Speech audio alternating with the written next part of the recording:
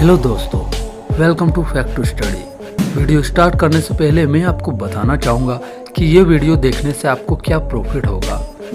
First of all, इस video में आप कुछ ऐसे साइकोलॉजिकल हैक्स को सीखोगे जिसका इस्तेमाल करके आप कोई भी इंटरव्यू को आसानी से क्रैक कर पाओगे और आप इस हैक का यूज़ करके अपने गेम में भी जीत सकते हो। और ऐसे ही बहुत कुछ आपको इस वीडियो में देखने को मिलेगा। इसके लिए आपको कुछ करने की ज़रूरत नहीं है, आपको सिर्फ मेरी बातों को ध्यान से सुनना और समझना होगा, तभी आप इसे अप्लाई कर पाओगे। तो पहले नंबर पे है इंटरव्यू हैक। किसी भी इंटरव्यू के लिए खुद से साइकोलॉजिकल ट्रिक पहले से ही प्रिपेयर कर लो। F2S लेकिन करे कैसे, कोई तो आइडिया बता दो। हाँ जरूर, इसलिए तो आया हूँ। मैं नहीं बताऊंगा तो कौन बताएगा। ये ट्रिक बताने के लिए थोड़ी आसमान से जादू आएगा, और आ भी गया तो क्या बताएगा। तुम्हें आंखों में बसाया, तुम्हें दिल में बिठाया, कोई तुमसे न लेंगे किराया। जादू जादू। खैर छोड़ो, अब आते हैं अपने ट्रिक पे। आप अपने मन ही मन में बोलो, मैं इन लोगों को बचपन से ही जानता हूँ, हम बहुत साल बाद मिल रहे हैं और मैं उनसे मिलने के लिए वेट नहीं कर सकता।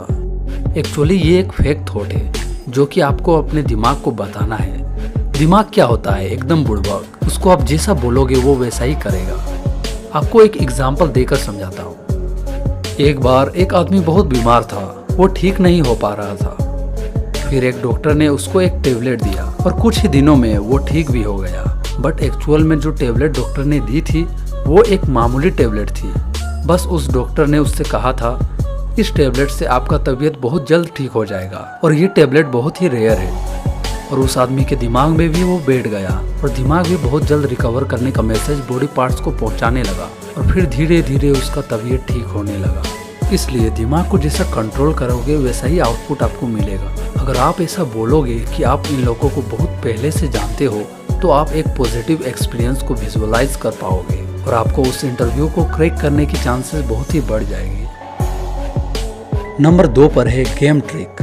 किसी भी गेम में अगर आपका ओपोनेंट अच्छा खेल रहा है तो बस उनसे एक सवाल पूछो कि उनका ऐसा खेलने का राज क्या है।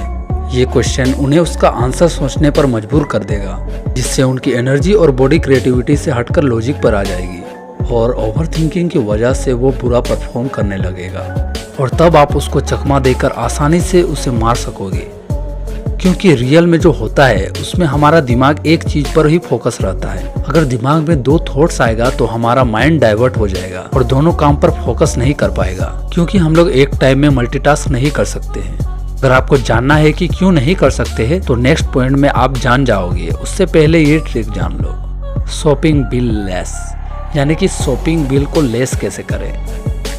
शॉपिंग करने के टाइम अपनी आंख के एक कदम सामने पड़ी हुई चीज से चकमा मत खाओ, क्योंकि जिन चीज़ों को हमारे आई लेवल पर रखा जाता है वो ज़्यादा कॉस्टली होता है, बिकॉज ज़्यादातर कस्टमर अपने सामने पड़ी हुई चीज़ पर इजीली पहुंच पाते हैं। इसलिए अपना शॉपिंग बिल को कम करने के लिए ट्राई करो कि आप रैक की सबसे ऊपर या फिर नीचे वाले प्रोडक्ट को ही देखो।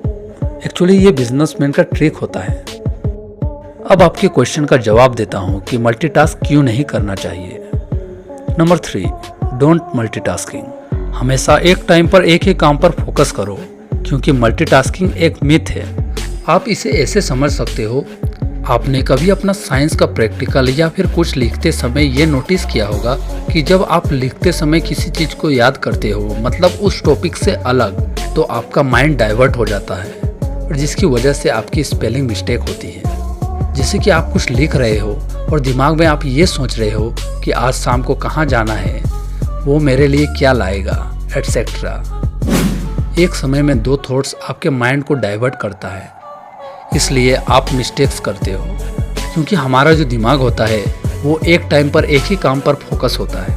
अब आप बोलोगे कि मैं मल्टीटास्कर हूँ या फिर बनना चाहता हूँ, तो फिर कैसे मल्टीटास्क करूँ F2S, थोड़ा बताओ।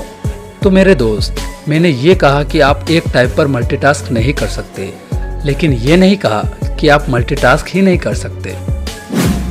दिन के कुछ घंटे सिर्फ एक ही काम पर फोकस करो और वो काम कंप्लीट होने के बाद और एक काम करो, क्योंकि काफ़ी सारी चीज़ें आप एक साथ करने की कोशिश करेंगे तो कुछ भी काम ठीक से नहीं कर पाओगे। नेक्स्ट पॉइंट है हाउ टू इंक्रीज प्रोडक्टिविटी। अगर आप अपने मेमोरी और प्रोडक्टिविटी को बढ़ाना चाहते हो तो आप दोपहर के टाइम आधे से 1 घंटा नींद जरूर लें। एक स्टडी ने पता लगाया है कि जो लोग दिन में सोते हैं उनके ब्रेन सेल उनकी मेमोरी को ज़्यादा प्रोडक्टिविटी बनाता है और शरीर में एक्स्ट्रा रेस्ट बनने से वो दूसरों से ज़्यादा काम भी कर पाते हैं। और मैं ये सिर्फ फैक्ट्स और स्टडीज़ के बेसिस से नहीं कह रहा, मैंने खुद ऐसा एक्सपीरियंस किया है। मैंने बाद में ये पढ़ा, उससे पहले मैं दोपहर में ज़रूर सोता था, उससे मुझे एक्स्ट्रा एनर्जी भी मिलती थी और कोचिंग में फुल कंसंट्रेट करके पढ़ भी पाता था। लास्ट फैक्ट जानने से पहले अगर आप लोग हमारे चैनल में नए हैं तो चैनल को कर लीजिए सब्सक्राइब और साथ ही बेल आइकन को ऑल पे सेलेक्ट कर लीजिए ताकि मैं जब भी वीडियो अपलोड करूं उसका नोटिफिकेशन सबसे पहले आपको मिल जाए। और इतना करने के बाद आप हमारे साइकोलॉजी फैमिली का एक इम्पोर्टेंट मेंबर बन जाओगे। और आप हमारे इंस्टा पेज को भी फॉलो कर लीजिए क्योंकि वहाँ आपको साइकोलॉजी से रिलेटेड बहुत सारे पोस्ट मिल जाएगी और आप हमारे साथ कनेक्टेड भी रहोगे। और ये रहा आखिरी point, negative people. F2S negative लोग तो बहुत रहते हैं हमारे साथ और बेवजह हमें नेगेटिव बातें बोलकर डीमोटिवेट और इंसल्ट करते हैं। तो ऐसे में क्या करें?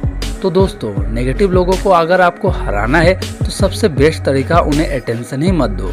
अटेंशन नहीं देने का मतलब ये नहीं है कि आप वहाँ से चले जाओ और उससे बात ही मत करो। अगर वो आपका दोस्त हुआ तो वो बुरा मान जाएगा। मतलब सांप भी मर जाए और लाठी भी ना टूटे, ये टेक्निक आजमाओ।